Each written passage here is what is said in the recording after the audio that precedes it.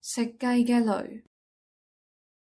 有隻孭住糧食嘅驢向住農田嘅方向行緊，佢背上嗰幾樣食物嘅質素都好高，有啲係俾佢主人同其他一齊喺田度幫手收割嘅人食嘅，有啲就係俾牲畜嘅飼料。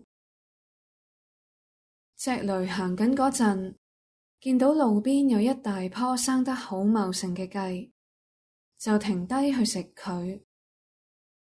佢邊食邊喺度諗，好多人都唔會明白，我孭住啲咁好食嘅嘢，點會仲有胃口食啲個個都當雜草嘅雞？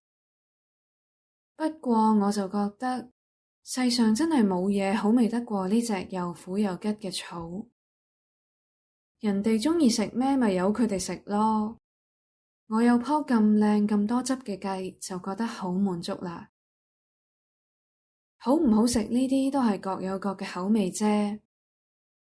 有啲嘢你唔稀罕，自然會有第二個識珍惜，都未嘗唔係一件好事啊。